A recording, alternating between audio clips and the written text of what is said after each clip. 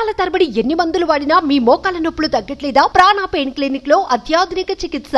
జగన్మోహన్ రెడ్డి గారు, మీరేం మాట్లాడుతున్నారో మీకు అర్థమవుతుందా? కోపం వచ్చి ఈవీఎంలు పగలగొట్టారా? ఒకవేళ నిజంగా అన్యాయం జరుగుంటే అక్కడ పోలీస్ సిబ్బంది, ఎలక్షన్ సిబ్బంది లేరా? ఆర్ఓ లేరా? ఇవన్నీ ఆలోచించకుండా కోపం వచ్చి పగలగొట్టేస్తే దాన్ని మీరు సమర్థిస్తారా? ఏం మాట్లాడుతున్నారండి బాబు? మిడిమిడి జ్ఞానంతో మితిమీరిన హెచ్చులకు పోయినందుకే 11కే పరిమితం చేశారు ప్రజలు. ఇకనైనా మెచ్యూర్డ్గా మారకపోతే ఈసారి సింగిల్ డిజిట్ నే కట్టబెట్టడానికి సిద్ధంగా ఉన్నారు ప్రజలు అంటూ నాగబాబు చేసినటువంటి ట్వీట్ ఇప్పుడు ఏపీ రాజకీయాల్లో హాట్ గా మారింది. ముఖ్యంగా ఇవాళ నెల్లూరు సెంట్రల్ జైల్లో ఉన్నటువంటి మాచర్ల మాజీ ఎమ్మెల్యే పిన్నెల్లి రామకృష్ణారెడ్డిని నేరుగా సెంట్రల్ జైలుకు వెళ్ళి పరామర్శించి వచ్చిన తర్వాత జగన్మోహన్ రెడ్డి చేసినటువంటి కామెంట్స్ ఇప్పుడు ఏపీ పాలిటిక్స్లో చాలా హీట్గా మారాయి. వైఎస్ఆర్సీపీ ప్రభుత్వంలో ఉండగా అప్పుడు జగన్ ఏం చేశాడు?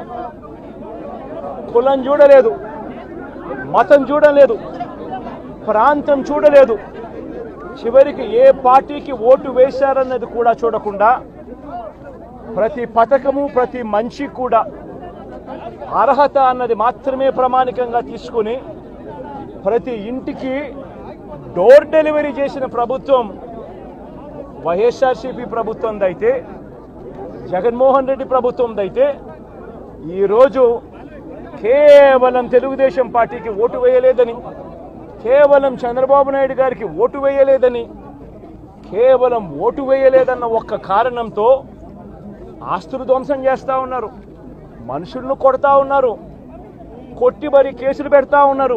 అంటే ఇప్పటికే జగన్మోహన్ రెడ్డి చేసినటువంటి వ్యాఖ్యల మీద తెలుగుదేశం పార్టీకి సంబంధించినటువంటి నాయకులు, మంత్రులు, అలాగే ఇప్పుడు తాజాగా జనసేన పార్టీకి సంబంధించినటువంటి నాగబాబు కూడా ట్వీట్ చేస్తూ విమర్శలు చేశారు. సో చంద్రబాబు నాయుడు మీద జగన్మోహన్ రెడ్డి చేసినటువంటి వ్యాఖ్యలకి కౌంటర్గా ఇప్పుడు తెలుగుదేశం పార్టీకి సంబంధించినటువంటి మాజీ మంత్రి, సర్వేపల్లి ఎమ్మెల్యే సోమిరెడ్డి చంద్రమోహన్ రెడ్డి, అదేవిధంగా హోంమంత్రి అనిత కూడా రియాక్ట్ అయ్యారు. ఈరోజు మాజీ ముఖ్యమంత్రి వైఎస్ జగన్మోహన్ రెడ్డి నెల్లూరు జైల్లో పిన్నెల్లి రామకృష్ణారెడ్డిని చూడడానికి వచ్చాడు. చాలా హితబోధ చేశాడు.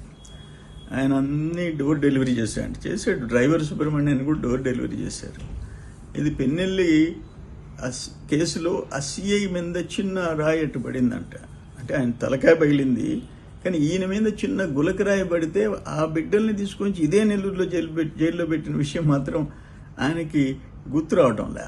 ఆఖరాన ఈయన భుజానికి బటన గింజంతా కూడా ఆ బ్లడ్, రక్తపు చుక్క, ఒక చుక్క వచ్చింది.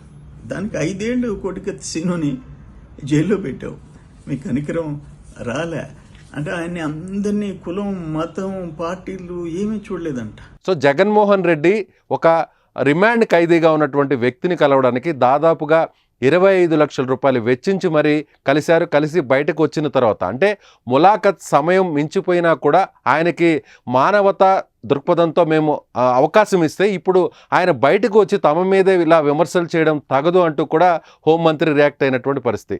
ఇప్పుడు తాజాగా జనసేన పార్టీకి సంబంధించినటువంటి నాగబాబు కూడా వ్యంగ్యంగా చేసినటువంటి ట్వీట్ ఇప్పుడు పొలిటికల్ సర్కిల్స్లో హాట్గా మారింది.